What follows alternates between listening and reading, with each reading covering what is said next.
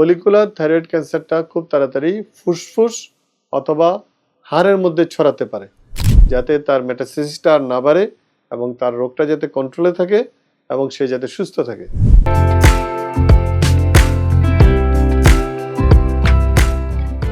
আসসালামু আলাইকুম। আমরা আজকে ফলিকুলার থাইরয়েড ক্যান্সার নিয়ে কথা বলবো। Follicular thyroid cancer papillary thyroid cancer থেকে কিছুটা অ্যাগ্রেসিভ, কারণ ফলিকুলার থাইরয়েড ক্যান্সারটা খুব তাড়াতাড়ি ফুসফুস অথবা হাড়ের মধ্যে ছড়াতে পারে। সেই জন্য ফলিকুলার থাইরয়েড ক্যান্সারকে অবহেলা করা যাবে না।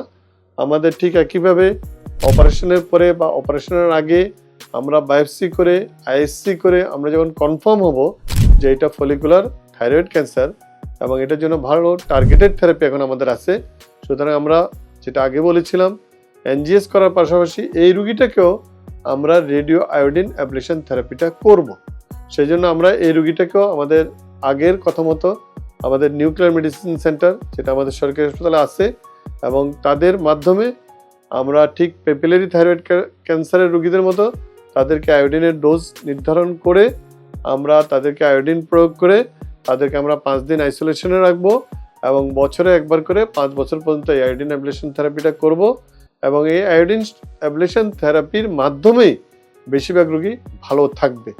কিন্তু কিছু কিছু ফলিকুলার থাইরয়েড ক্যান্সার হয়তো বোনে মেটাস্টেসিস হয়, লাংয়ে মেটাস্টেসিস হয়, তাদের জন্য কিন্তু আমাদের এনজিএস বেস আমরা ল্যানবার্টিনিব, সুরাফিনিব বা এই ধরনের কিছু ড্রাগ আছে, এই ড্রাগগুলো কিন্তু তাদেরকে আমরা লাইফ লং অথবা অনেক লম্বা সময় ধরে প্রেসক্রাইব করে দিই, যাতে তার মেটাস্টেসিসটা আর না বাড়ে এবং তার রোগটা যাতে কন্ট্রোলে থাকে এবং সে যাতে সুস্থ থাকে।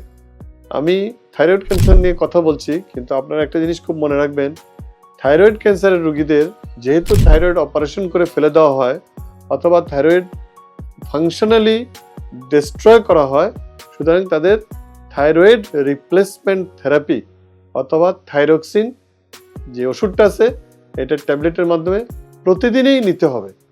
কিন্তু আমরা যখন কাউকে রেডিও আয়োডিন অ্যাবলেশন করব, তার আগে আমরা হয়তো 1 মাসের জন্য অথবা 4 সপ্তাহের জন্য এই রেডিও আয়োডিন চিকিৎসার সাফল্যের জন্য থাইরক্সিনটা সাময়িকভাবে বন্ধ করব। এতে রোগীরা সাময়িকভাবে একটু খারাপও লাগবে, কিন্তু এটা যদি বন্ধ করা না হয় তাহলে তার চিকিৎসাটা কিন্তু সফল হবে না।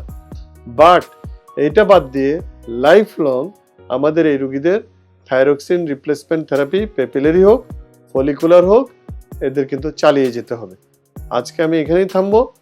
আমরা পরবর্তীতে থাইরয়েড ক্যান্সার নিয়ে আরেকটু কথা বলবো।